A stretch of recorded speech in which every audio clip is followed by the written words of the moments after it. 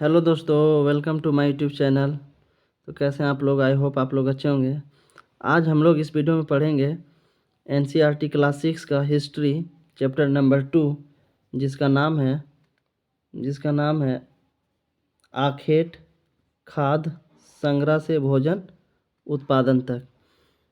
तो जो मेरे नए हैं इस यूट्यूब चैनल पे, तो वीडियो को लाइक करें, शेयर करें और सब्सक्राइब करें और बेल आइकन को हिट करें ताकि आने वाले हर नोटिफिकेशन का वीडियो सबसे पहले आप तक पहुंचे।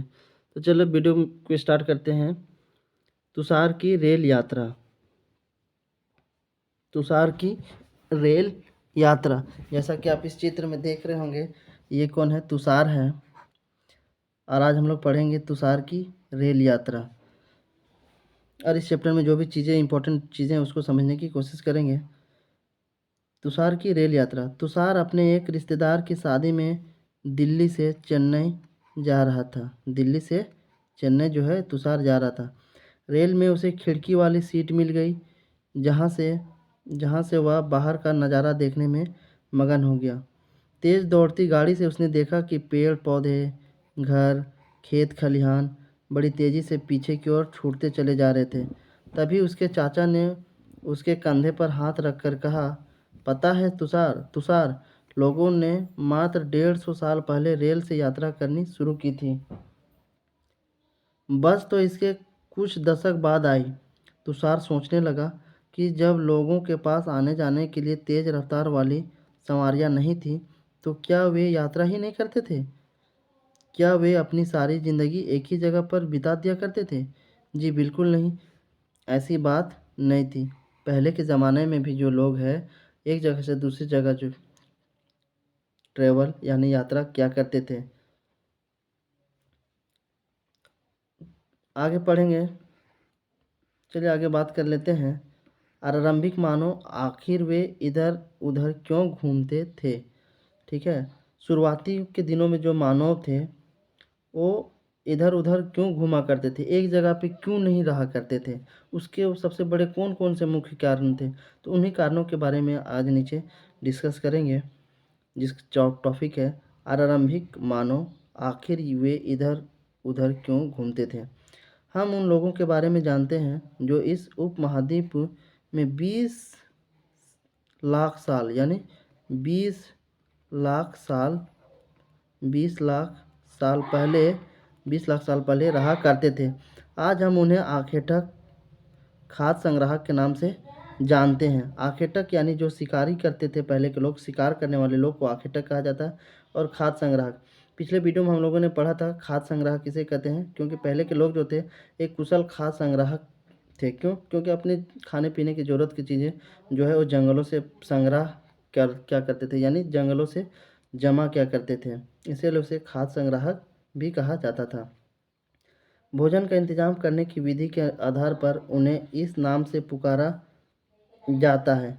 आमतौर पर खाने के लिए वे जंगली जानवरों का शिकार करते थे, मछलियाँ और चिड़ियाँ पकड़ते थे, फल मूल, दाने, पौधे, पत्तियाँ, अंडे इकट्ठा किया करते थे। तो पहले के लोग जो है ज़रूरत की चीज़ें जो है जंगलों से और जानवरों से क्या करते थे, इकट्ठा करते थे। इसीलिए उसे खाद्य संग्राहक भी कहा जाता था। आखेटक खाद्य संग्राहक समुदाय के लोग एक जगह से दूसरी जगह पर घूमते रहते थे। ऐसा करने के कई कारण थे। और जो आखेटक और खाद्य संग्राहक समुदाय के जो लोग थे, वो एक जगह से दूसरी जगह पर घूमते रहते थे। और ऐसा करने के बहुत से कारण थे। उन्हीं कारणों के बारे में चलिए डिस्कस करते हैं।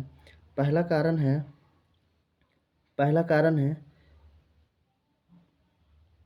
कि अगर वे एक ही जगह पर ज़्यादा दिनों तक रहते तो आसपास के पौधों, फलों और जानवरों को खाकर समाप्त कर देते थे। इसलिए और भोजन की तलाश में इन्हें दूसरी जगहों पर जाना पड़ता था। पहला कारण ये था कि जब एक ही जगह पे ज़्यादा दिनों तक वो लोग रहते थे तो आसपास के पौधे, फल और जानवरों को खाकर क्या करते थे, समाप्त कर देते थे। तो फिर भोजन के तलाश में उस जगह को छोड़ कर के दूसरी जगह जाना पड़ता था। तो ये तो पहला कारण था। अब चलिए और अगले कारण की बात कर लेते हैं। बात कर लेते हैं दूसरा कारण। दूसरा कारण क्या है? दूसरा कारण यह है कि जानवर अपने शिकार के लिए या फिर हिरन और मवेशी अपना चारा ढूंढने के लिए एक जगह से दूसरी जगह जाया करते हैं। इसलिए इन जानवरों का शिकार करने वाले लोग भी इनके पीछे पीछे जाया करते होंगे। ये था दूसरा कारण। अब बात कर लेते हैं तीसरा कारण का। तीसरा कारण देखते हैं क्या होता है।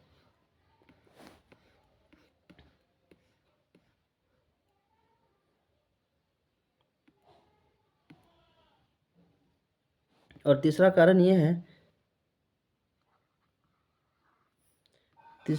यह है कि पेड़ों और पौधों में फल फूल अलग अलग मौसम में आते हैं। जैसा कि हम लोग जानते हैं कि पेड़ पौधे में जो फल फूल लगते हैं वो अलग अलग मौसम में लगते हैं। जैसे गर्मियों के दिन में आम लगते हैं, और इसी तरह के अलग अलग सीज़न में अलग अलग मौसम में अलग अलग फूल फल मिलते हैं हम लोग। इसलिए लोग उनकी तलाश में उपयुक्त मौसम के अनुसार अन्य इलाकों में घूमते होंगे। तो ये तीसरा कारण था। अब बात कर लेते हैं चौथा कारण का। चौथा कारण यह है कि पानी के बिना किसी भी प्राणी या पेड़ पौधे का जीवित रहना संभव नहीं होता है, और पानी झीलों, झरनों तथा नदियों में ही मिलता है। यद्यपि कई नदियों और झीलों का पानी कभी नहीं सूखता। कुछ झीलों और नदियों में पानी बारिश के बाद ही मिल पाता है। इसलिए ऐसी झीलों और नदियों के किनारे बसे लोगों का सूखे मौसम में पानी का तलाश में इधर उधर जाना पड़ता होगा। देखिए, नदी और झील से जो होता है ना पानी, कभी तो 12 महीना भी मिलता है, पूरे साल मिलते हैं, और कभी कभी मौसम के अकॉर्डिंग पानी मिलता है। तो पानी के तलाश के लिए क्या करते होंगे लोग, पहले के ज़माने के लोग एक जगह से दूसरे जगह जाते होंगे। तो ये मुख्य चार कारण था कि पहले के जो आरण्यक मानव थे वो एक जगह से दूसरी जगह क्यों यात्रा करते थे।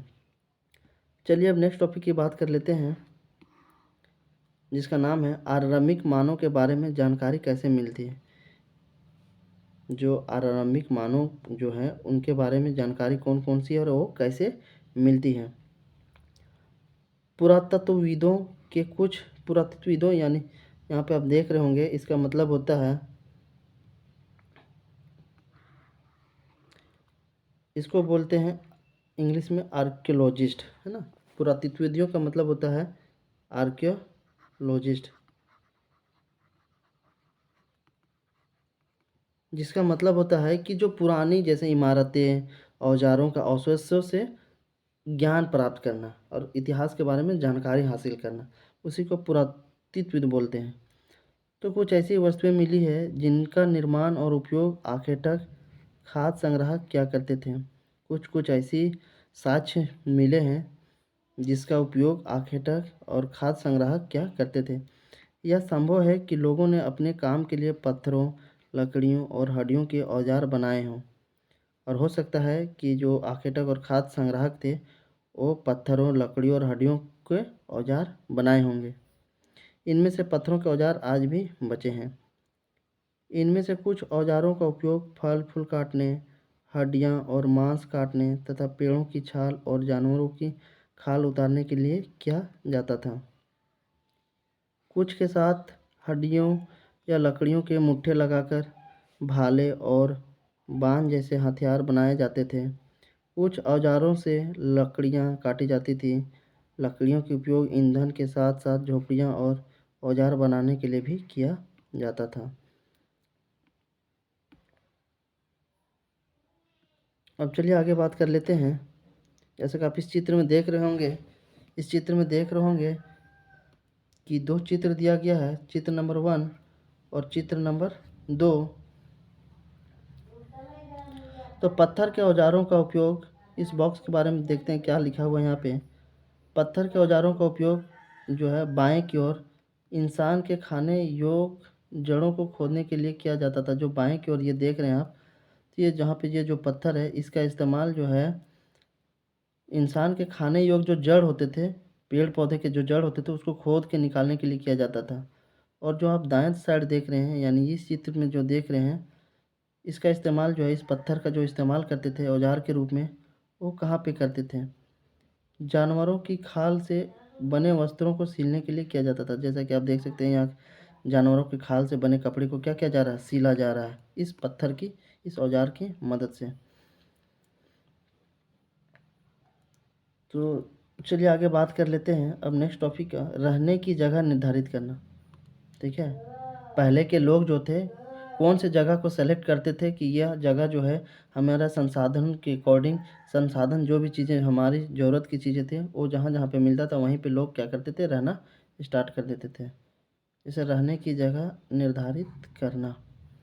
मानचित्र 2 को देखो, ये मानचित्र 2 है और पहला मानचित्र जो हम लोग चैप्टर नंबर 1 में पढ़े हैं, लाल त्रिकोण वाले स्थान, यानी जो देख रहे हैं लाल त्रिकोण वाले स्थान जो होंगे, जितने भी लाल त्रिकोण वाले जो त्रिभुज होंगे, ठीक है, लाल त्रिकोण वाले जितने भी त्रिभुज होंगे वे पूरा स्थल हैं। क्या है? पूरा स्थल है। आगे हम लोग बात करेंगे कि पूरा स्थल क्या होता है, इसकी परिभाषा क्या है ना। अभी सिर्फ समझते हैं कि लाल त्रिकोण वाले स्थान जो हैं वे पूरा स्थल हैं जहाँ पर आखेटक खाद्य संग्राहक के होने के प्रमाण मिले हैं। इनके अलावा भी और कई स्थानों पर आखेटक खाद्य संग्राहक रहते थे। मानचित्र में सिर्फ कुछ गिने चुने स्थान ही चिन्हित किए गए हैं। कई पुरास्थल नदियों और झीलों के किनारे पाए गए हैं। तो चलिए इस मानचित्र में देखते हैं कि जो लाल त्रिकोण वाले स्थान हैं वो पुरास्थल है, जहाँ पे ये साक्ष्य मिला है कि आखेटक और खाद्य संग्राहक जो है पहले जो है यहाँ पे अपने औजार को, खाने पीने की चीज़ों को जमा करते होंगे और यहाँ से कुछ सालों के बाद रहने के बाद कुछ नए जगह पे चले गए होंगे, उसका साक्ष्य मिला है जो लाल त्रिकोण वाले स्थान है। जैसा कि आप इस मानचित्र पे देख रहे होंगे, कि लाल लाल त्रिभुज वाले जहाँ पे भी हैं, जैसे ये हो गया आपका एक यहाँ पे, फिर एक यहाँ पे हो गया, है ना।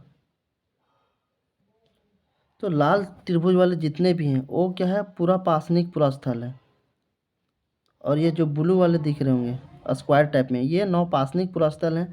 और हरे रंग वाले जहाँ जहाँ पे इंडिकेशन किया गया है वो जो है महापासनिक पूरा स्थल है। और फिर जो इस तरीके के जो सिंबल वाले दिख रहे होंगे, ठीक है, ये वाले सिंबल वाले जो हैं वो आरंभिक गांव हैं जो पहले के लोग नदियों के किनारे में बसाया करते थे। और जो स्टार का सिंबल है, जहाँ पे आपको इस चित्र में स्टार देखने को मिल रहा है, वो जो है जैसे कि आप देख सकते हैं स्टार में यहाँ पे, फिर यहाँ पे, ये सारी चीज़ें क्या हैं, ये सारी चीज़ें जो हैं आधुनिक नगर को दर्शाता है। ठीक है, आई होप इस चित्र के माध्यम से आप लोग समझ गए होंगे। चलिए आगे बात करते हैं।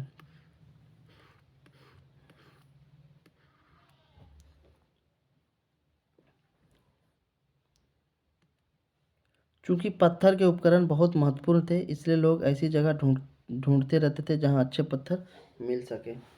जैसे कि पहले के लोग जो हैं पत्थर के औजार बनाते थे, जानवरों को काटने के लिए, मांस को काटने के लिए, पेड़ पौधों के जड़ों को निकालने के लिए पत्थर का इस्तेमाल करते थे। तो इसलिए लोग जो है रहने के लिए वैसी जगह को चुनते थे, ऐसी जगह चुनते थे जहाँ अच्छे पत्थर मिल सके।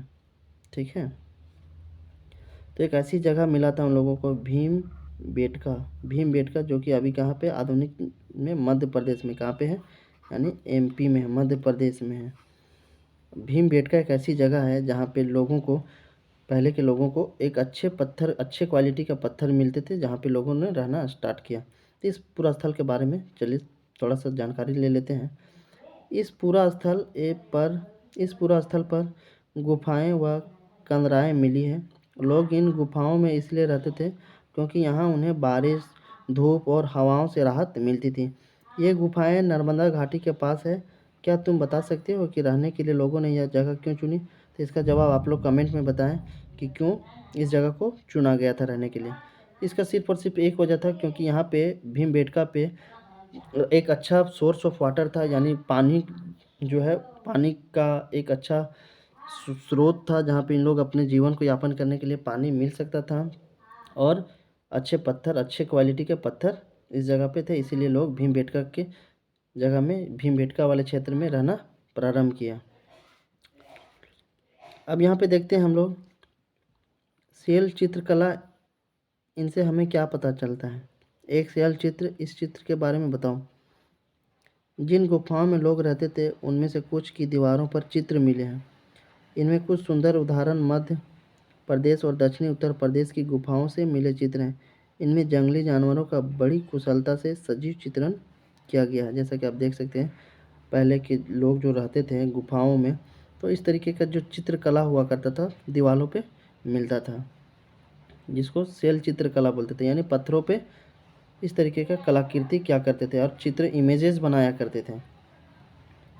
चलिए अब आगे बात कर लेते हैं पूरा स्थल का, कि पूरा स्थल किसे कहते हैं। ठीक है, अब बात कर लेते हैं पूरा स्थल का।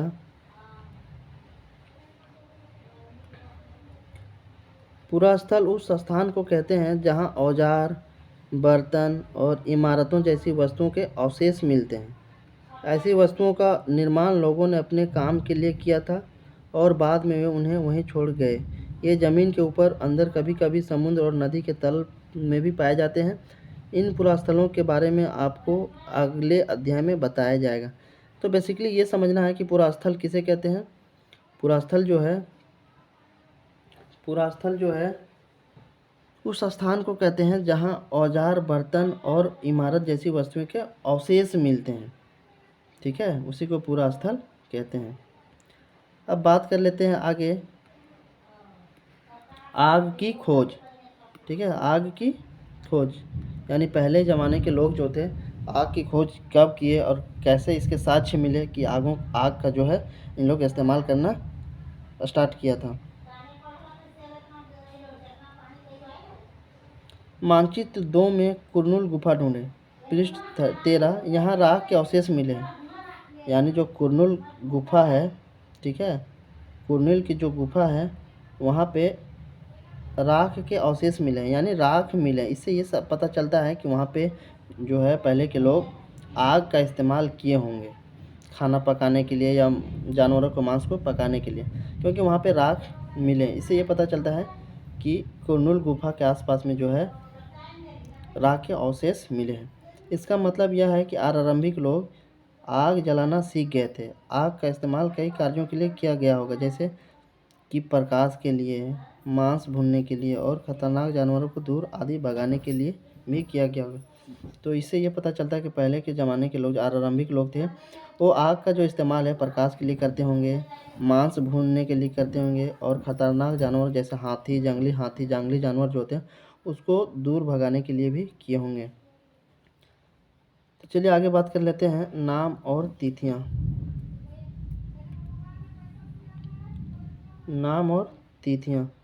हम जिस काल के बारे में पढ़ रहे हैं, पुरातत्वविदों ने उनके बड़े बड़े नाम रखे हैं। आरंभिक काल को वे पुरापाषाण काल कहते हैं, यानी आरंभिक काल को पुरापाषाण काल कहते हैं। यह दो शब्दों यानी पुरा यानी प्राचीन और पाषाण यानी पत्थर से बना, यानी जो पुरापाषाण काल जो है, पुरापाषाण जो है, ये दो शब्दों से मिलकर बना है, यानी पुरा प्लस पाषाण। पुरा का मतलब हो गया प्राचीन और पाषाण का मतलब हो गया पत्थर। यह नाम पुरास्थलों से प्राप्त पत्थरों के औजारों के महत्व को बताता है। पुरापाषाण काल 20 लाख साल पहले से, यानी 20 लाख साल पहले से 12,000 साल पहले के दौरान माना जाता है। यानी जो 20 एक इमेज के माध्यम से हम लोग समझने की कोशिश करते हैं, ठीक है, ये मान के चलिए 20 लाख, यानी 20 लाख साल पहले होगा, 20 लाख से पहले होगा, और ये जो होगा 12,000 साल पहले। तो ये जो काल है, ये जो टेन्योर है, उसी को क्या कहा जाता है? पुरापाषाण काल। पुरापाषाण काल के नाम से जाना जाता है। इस काल को भी 3 भागों में विभाजित किया गया है। पुरापाषाण काल को भी 3 भाग में बांटा गया। पहला आरंभिक, दूसरा मध्य एवं तीसरा उत्तर पुरापाषाण युग। मानव इतिहास की लगभग 99% कहानी इसी काल के दौरान घटित हुई है। जिस काल में हमें पर्यावरणीय बदलाव मिलते हैं उसे मेसोलिथ यानी मध्यपाषाण युग कहते हैं। और जिस काल में ज़्यादा इन्वायरमेंटल चेंजेस देखने को मिला, पर्यावरणीय बदलाव मिला, उसे मेसोलिथ कहते हैं, यानी मेसोलिथ यानी मध्यपाषाण काल। यानी मध्यपाषाण काल युग में जो था वो ज़्यादा पर्यावरणीय यानी इन्वायरमेंटल चेंजेस देखने को मिला, जिसे मेसोलिथ के नाम से जाना जाता है। इसका समय लगभग 12,000 साल पहले से लेकर 10,000 साल तक था। और जो है मध्यपाषाण काल जो था इधर 12,000 से लेकर के 10,000 तक का, ठीक है। इसको जो है मध्यपाषाण काल युग से जाना जाता है। इसका आमतौर पर बहुत छोटे होते, इन्हें माइक्रोलिथ यानी लघु पाषाण कहा जाता है, और इसे जो है माइक्रोलिथ यानी लघु पाषाण कहा जाता था। प्रायः इन औजार में हड्डियों या लकड़ियों के मुट्ठे लगे हंसियाँ और आरी जैसे औजार मिलते थे। साथ साथ पूरा पाषाण युग वाले औजार भी इस दौरान बनाए जाते रहे हैं। अगले युग की शुरुआत लगभग 10,000 साल पहले से होती है। इसे नवपाषाण युग कहा जाता है। और इसके बाद यानी 10,000 के बाद जो है 10,000 साल पुराना के बाद जो है इधर वाला जो एरिया है उसे बोला जाता है नवपाषाण युग काल, ठीक है। नवपाषाण का क्या मतलब होगा इसके बारे में देखते हैं। हमने कुछ स्थानों के नाम दिए हैं, अगले अध्याय में तुम्हें ऐसे अनेक नाम मिलेंगे। अक्सर हम पुराने स्थानों के लिए उन नामों का प्रयोग करते हैं जो आज प्रचलित हैं, क्योंकि हमें ज्ञात नहीं है कि क्या नाम रहे होंगे, ठीक है। आई होप ये जो पूरा पाषाण काल है उसको 3 भागों में बांटा गया है। पूरा पाषाण काल को 3 भागों में बांटा गया है, जिसका आरंभिक, मध्य और उत्तर पूरा पाषाण कहा गया है। चलिए आगे बात कर लेते हैं बदलती जलवायु। आगे बात कर लेते हैं बदलती जलवायु के बारे में ना। बदलती जलवायु लगभग 12,000 साल पहले दुनिया की जलवायु में बड़े बदलाव और गर्मी बढ़ने लगी। और धीरे धीरे 12,000 साल पहले दुनिया की जलवायु में बड़े बदलाव हुए और धीरे धीरे गर्मी बढ़ना शुरुआत हुआ। इसके परिणाम स्वरूप कई क्षेत्रों में घास वाले मैदान बनने लगे। जब गर्मियाँ बढ़ने लगी तो इसके फलस्वरूप घास वाले मैदान भी बनने लगे। इससे हिरन, बारहसिंगा, भेड़, बकरी और गाय जैसे उन जानवरों की संख्या बढ़ी जो घास खाकर जिंदा रह सकते हैं। जो लोग इन जानवरों का शिकार करते थे वे भी इनके पीछे आए और इनके खाने पीने की आदतों और प्रजनन के समय की जानकारी हासिल करने लगे। और इनके पीछे जो है आखेटक लोग जो थे, शिकारी लोग थे, इन जानवरों के पीछे पीछे आए और इनके खाने पीने और इनके आदत और प्रजनन के समय की जानकारी हासिल करने लगे। यानी प्रजनन उसे कहते हैं जो कोई भी जीव जंतु जो अपने जैसे संतान पैदा कर सकता है उसे प्रजनन कहते हैं। तो लोग ये जानकारी इकट्ठा करने लगे कि कौन से जो है जानवर जो है किस समय में प्रजनन करता है। हो सकता है कि तब लोग इन जानवरों को पकड़कर अपनी ज़रूरत के अनुसार पालने की बात सोचने लगे। साथ ही इस काल में मछली भी भोजन का महत्वपूर्ण स्रोत बन गई थी। अब बात कर लेते हैं खेती और पशुपालन की शुरुआत, है ना। अब बात कर लेते हैं खेती और पशुपालन की शुरुआत। इसी दौरान उपमहाद्वीप के भिन्न भिन्न इलाकों में गेहूं, जौ और धान जैसे अनाज प्राकृतिक रूप से उगने लगे थे। शायद महिलाओं, पुरुषों और बच्चों ने अनाजों को भोजन के लिए बटोरना शुरू कर दिया होगा। साथ ही वे यह भी सीखने लगे होंगे कि यह अनाज कहाँ उगते थे और कब पककर तैयार होते थे। ऐसा करते करते लोगों ने इन अनाजों को खुद पैदा करना सीख लिया होगा। इस प्रकार धीरे धीरे वे कृषक बन गए होंगे। और ये जो है धीरे धीरे पता करते करते वे लोग क्या बन गए होंगे, कृषक बन गए होंगे। इस तरह के लोगों ने अपने घरों के आसपास चारा रखकर जानवरों को आकर्षित कर उन्हें पालतू बनाया होगा। सबसे पहले जिस जंगली जानवर को पालतू बनाया गया वह कुत्ते की जंगली पूर्वज था।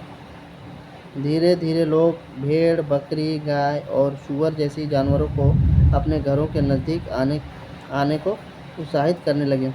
ऐसे जानवर झुंड में रहते थे और ज़्यादा घास खाते थे। अक्सर लोग अन्य जंगली जानवरों के आक्रमण से इन करते थे और इस तरह धीरे धीरे वे पशुपालक बन गए होंगे।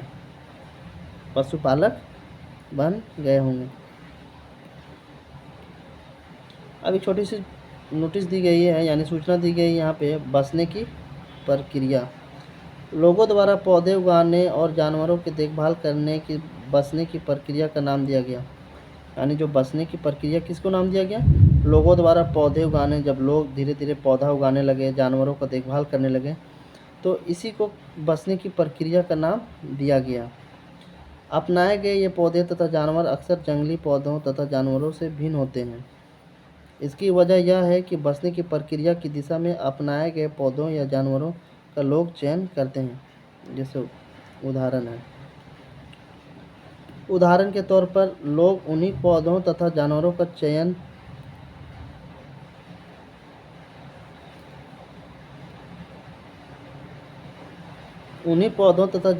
चयन करते हैं जिनके बीमार होने की संभावना कम हो। यही नहीं, लोग उन्हीं पौधों का चुनते हैं जिनसे बड़े दाने वाले अनाज पैदा होते हैं, साथ ही जिनकी मजबूत डंठलें अनाज के पके दानों के भार को संभाल सकें। ऐसे पौधों के बीजों को संभाल कर रखा जाता है ताकि फिर से उगाने के लिए उनके गुण सुरक्षित रह सकें। उन्हीं जानवरों के आगे प्रजनन के लिए चुना जाता है जो आमतौर पर अहिंसक होते हैं, और उन्हीं जानवरों को प्रजनन के लिए चुना जाता था जो आमतौर पर अहिंसक होते, तो जो जानवर अच्छे से रहा करते थे, मारपीट नहीं करते थे। इसलिए हम देखते हैं कि पाले गए जानवर तथा कृषक के लिए अपनाए गए पौधे जंगली जानवरों तथा पौधों से धीरे धीरे अलग होते हैं। मिसाल के तौर पर जंगली जानवरों को तुलना पालतू जानवरों के दांत और सींग छोटे होते हैं। अगर देखा जाए, जो पालतू जानवर होते हैं उसके दांत और सींग होते हैं अक्सर छोटे होते हैं जंगली जानवरों से।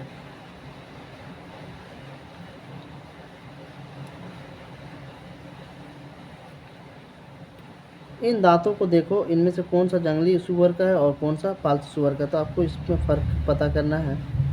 बसने की प्रक्रिया पूरी दुनिया में धीरे धीरे चलती रही। यह करीब 12,000 साल पहले शुरू हुई। वास्तव में आज हम जो भोजन करते हैं वह इसी बसने की प्रक्रिया की वजह से है। कृषि के लिए अपनाई गई सबसे प्राचीन फसलों में गेहूँ तथा जौ आते हैं, और जो पुरानी प्राचीन फसल है वो कौन है? गेहूँ तथा जौ आते हैं। उसी तरह सबसे पहले पालतू बनाए गए जानवरों में कुत्ते के बाद भेड़ बकरी आते हैं। अब सबसे पहले जो पालतू जानवर बनाया गया था वो था कुत्ता, उसके बाद भेड़ बकरी थे। अब बात कर लेते हैं दूसरे टॉपिक का, एक नया जीवन शैली। ठीक है, तुम किसी पौधे के बीज को बो कर देखो, तुम पाओगे कि विकसित यानी उसको बड़ा होने में कुछ वक्त लगता है। इसमें कुछ दिन, महीने या फिर साल तक लग सकता है। इसलिए जब लोग पौधे उगाने लगे तो उनकी देखभाल के लिए उन्हें एक ही जगह पर लंबे समय तक रहना पड़ा। बीज बोने से लेकर फसलों के पकने तक पौधों की सिंचाई करने, खरपतवार हटाना मतलब जब कोई फसल लगाते तो उसके साथ फसल के साथ साथ उसके आसपास में हरे हरे घास भी निकल आते हैं, तो उस घास को उस पौधे से अलग करने की प्रक्रिया को ही खरपतवार कहते हैं। खरपतवार हटाने, जानवरों और चिड़ियों से उनकी सुरक्षा करने जैसे बहुत से काम शामिल थे।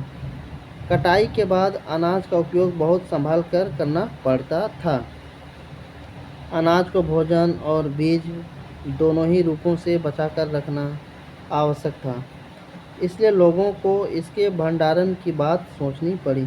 अब जैसे जैसे लोग देखने लगे अनाज को भोजन और बीज दोनों ही रूप में बचा कर रखना बहुत ही इम्पोर्टेंट हो गया लोगों के लिए, तब उसको लोग भंडारण यानी जमा करने के बारे में सोचने लगे।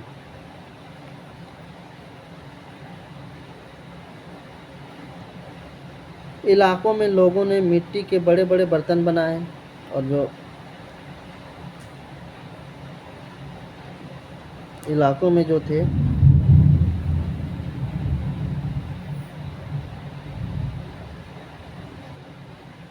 इलाकों में लोग ने मिट्टी के बड़े बड़े बर्तन बनाए, टोकरियां बुनी या फिर ज़मीन में गड्ढा खोदा। क्या तुम्हें लगता है कि शिकारी या भोजन संग्रह करने वाले बर्तन बनाते और उनका प्रयोग करते होंगे? अपने जवाब का कारण बताओ। जानवर चलते फिरते खाद्य भंडार।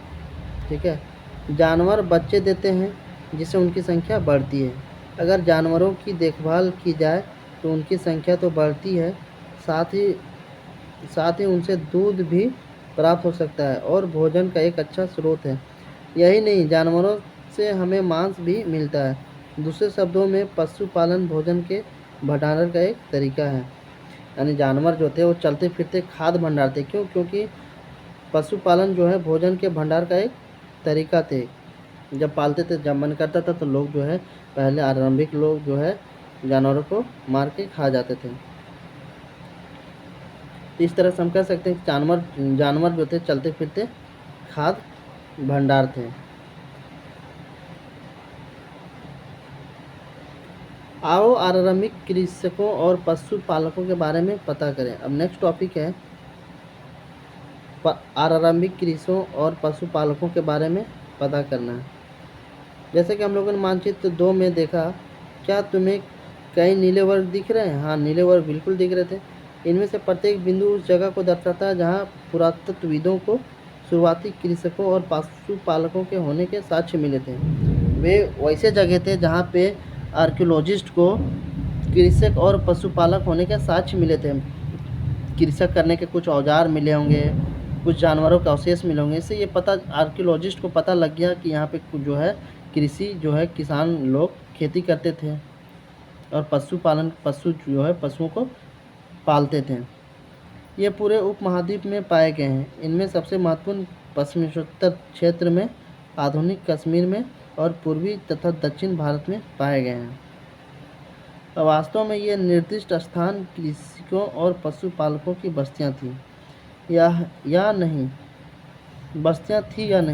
इसे जांचने के लिए वैज्ञानिक खुदाई में मिले पौधे और पशुओं की हड्डियों के नमूने का अध्ययन करते हैं। इनमें से सबसे रोचक जले हुए अनाज के दाने के अवशेष हैं। ऐसा लगता है कि ये गलती से या फिर जानबूझकर जलाए गए होंगे। वैज्ञानिक इन अनाज के दानों की पहचान कर सकते हैं। इस तरह हमें पता चलता है कि इस उपमहाद्वीप के विभिन्न भागों में बहुत सारी फसलें उगाई जाती रही होंगी। वैज्ञानिक विभिन्न जानवरों की हड्डियों की भी पहचान कर सकते हैं। तो चलिए अब आगे बात कर लेते हैं नेक्स्ट टॉपिक का, स्थानीय जीवन की ओर। ठीक है, स्थानीय जीवन की ओर। पुरातत्वविदों को कुछ पुरास्थलों पर झोपड़ियों और घरों के निशान मिले, जैसे कि बुर्ज होम जो है अभी वर्तमान में कहाँ पे है? कश्मीर में है। कहाँ है? कश्मीर में। क्या लोग गड्ढे के नीचे घर बनाते थे? जो बुर्ज होम के लोग थे वो गड्ढे पे अपना घर बनाते थे, जिन्हें गर्तवास कहा जाता था। क्या कहा जाता था? गर्तवास कहा जाता था। बुर्ज होम जो है वर्तमान में कश्मीर में है। तो बुर्ज होम के लोग जो है गड्ढे के नीचे घर बनाया करते थे, जिन्हें गर्तवास कहा जाता है। इनमें उतरने के लिए सीढ़ियाँ भी होती थी। इनमें उन्हें ठंड के मौसम में सुरक्षा मिलती होगी। पुरातत्वविदों को झोपड़ियों के अंदर और बाहर दोनों ही स्थानों पर आग जलाने की जगह मिली है। ऐसा लगता है कि लोग मौसम के अनुसार घर के अंदर या बाहर खाना पकाते होंगे। ठीक है, अब आगे बात कर लेते हैं। बहुत सारी जगहों से पत्थर के औजार भी मिले। इनमें से कई ऐसे हैं जो पूरा पाषाण युग उपकरणों से भिन्न हैं, इसलिए इन्हें नवपाषाण युग का माना गया है।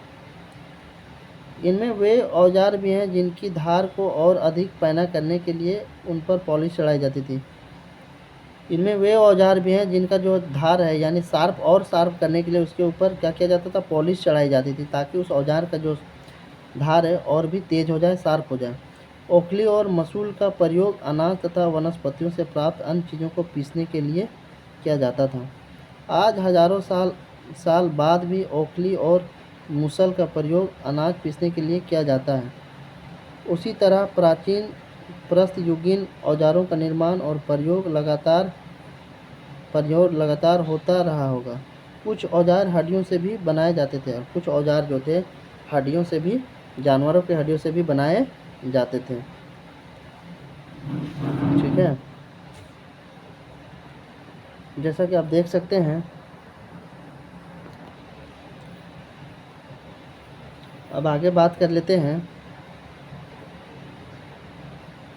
नवपाषाण युग के कुछ उपकरण। देख सकते हैं ये आप, ये सारा जो है नवपाषाण युग के उपकरण से, यानी टूल्स हैं ये, नवपाषाण युग के पत्थरों का बना हुआ। ठीक है,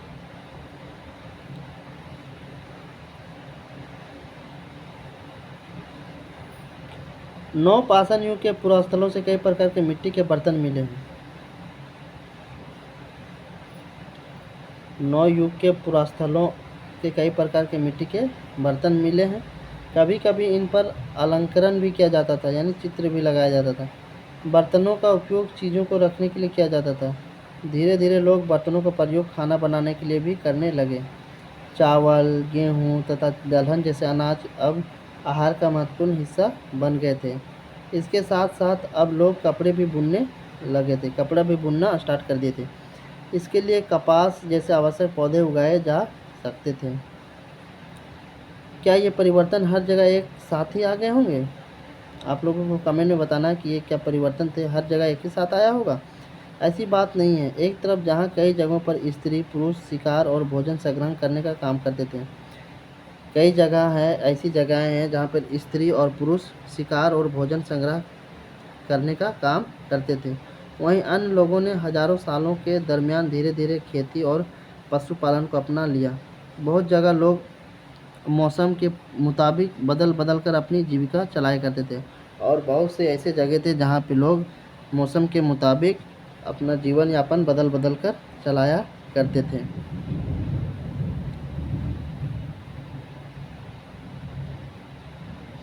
अब बात कर लेते हैं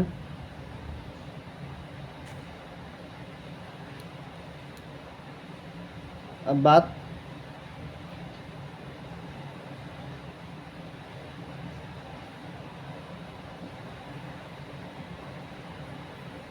अब बात कर लेते हैं मेहरगढ़ में जीवन मृत्यु। मेहरगढ़ में जीवन मृत्यु। मानचित्र 2 पृष्ठ 13 में मेहरगढ़ ढूंढो। यह ईरान जाने वाली सबसे महत्वपूर्ण रास्ते बोलन दर्रे के पास एक हरा भरा समतल स्थान है।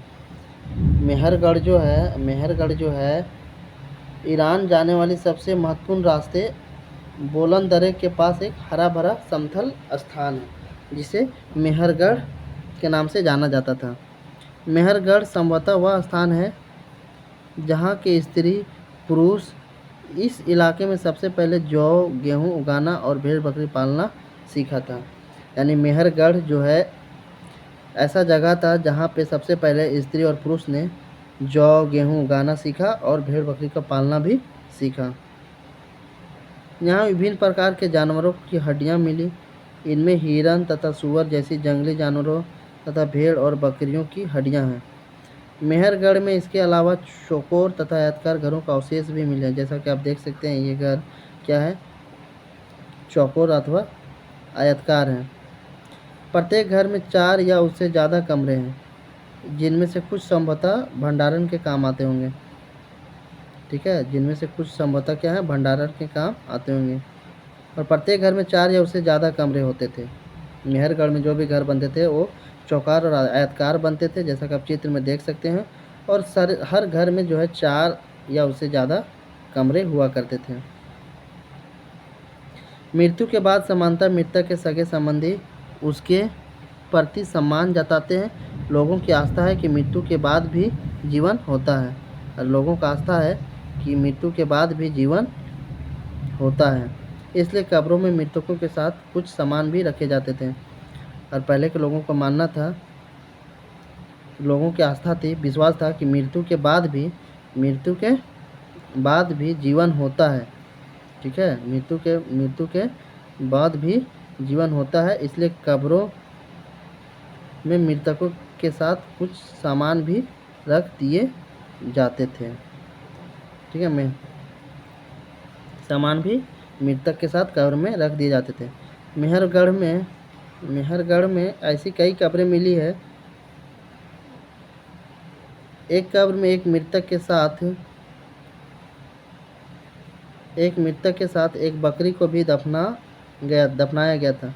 संभवतः इसे परलोक में मृतक के खाने के लिए रखा गया होगा।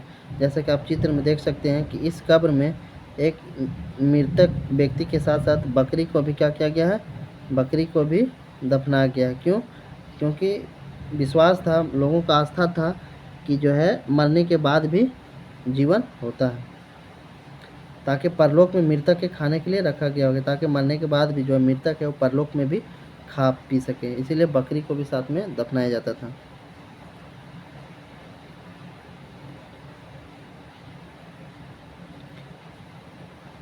अब देख सकते हैं फ्रांस में गुफा में की गई चित्रकारी भी है इस तरीके से।